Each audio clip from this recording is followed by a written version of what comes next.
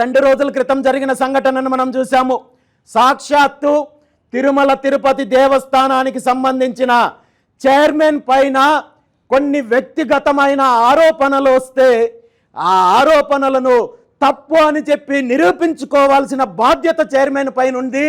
ఈ ఆరోపణలకు వివరణ ఇవ్వాల్సిన బాధ్యత చైర్మన్ పైన ఉన్నప్పటికీ కూడా దాన్ని కప్పిపుచ్చుకోవడానికి ఆ చైర్మన్ యొక్క స్థానాన్ని కించపరుస్తూ మాట్లాడే పరిస్థితి ఈరోజు ఉంది. భగవద్గీతను గురించి కించపరుస్తూ మాట్లాడే పరిస్థితి ఈరోజు అతనికి ఉంది. అంటే నిజంగా ఎలాంటి నీచమైన స్థితికి వీళ్ళు దిగజారుతున్నారో మనం అర్థం చేసుకోవచ్చు. నా దృష్టిలో తిరుమల తిరుపతి దేవస్థానం పాలక మండలి చైర్మన్ అంటే అది ముఖ్యమంత్రి పదవి, ప్రధానమంత్రి పదవి కంటే కూడా ఎంతో పవిత్రమైన పదవి. అలాంటి పదవిని ఒక వ్యాపార కోణంలోనో లేదంటే మరో కోణంలోనో చూస్తూ నీచంగా మాట్లాడుతున్నారంటే నిజంగా ముఖ్యమంత్రి చంద్రబాబు నాయుడు గారికి చిత్తశుద్ధి ఉంటే, వెంకటేశ్వర స్వామి పైన భక్తి ఉంటే ఇలాంటి నీచమైన వ్యక్తిని వెంటనే ఆ పదవి నుండి తప్పించి అతని మీద వెంటనే కేసు ఫైల్ చేసి చర్యలు తీసుకొని భవిష్యత్తులో మళ్ళీ ఇలాంటి పరిణామాలు పునరావృతం కాకుండా చూడాల్సిన బాధ్యత ముఖ్యమంత్రి చంద్రబాబు నాయుడు గారి పైన ఉంది.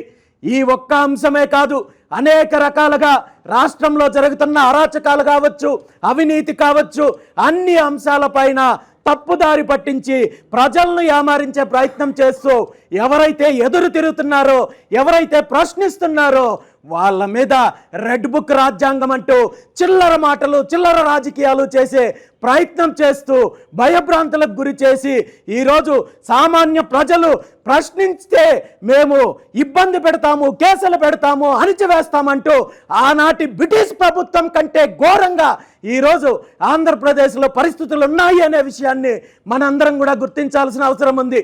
దీనికి అంతం పలకాలంటే ఎక్కడో ఒక చోట మార్పు రావాలి. ఈ దోపిడీ పార్టీల యొక్క పరిపాలనకు అంతం పలికి ఖచ్చితంగా ఒక ప్రజా రాజకీయం దిశగా ఈ రాష్ట్రంలో ప్రత్యామ్నాయ రాజకీయ వ్యవస్థ రావాల్సిన అవసరం, చారిత్రాత్మకమైన అవసరము ఉంది అనే విషయాన్ని ఈ రాష్ట్ర ప్రజలు గుర్తించాల్సిన అవసరం ఉంది.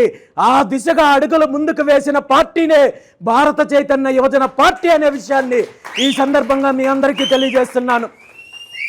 భారత చైతన్య యువజన పార్టీ అనేది కేవలం ఒక వర్గానికో, ఒక ప్రాంతానికో, ఒక మతానికో సంబంధించిన పార్టీ కాదు.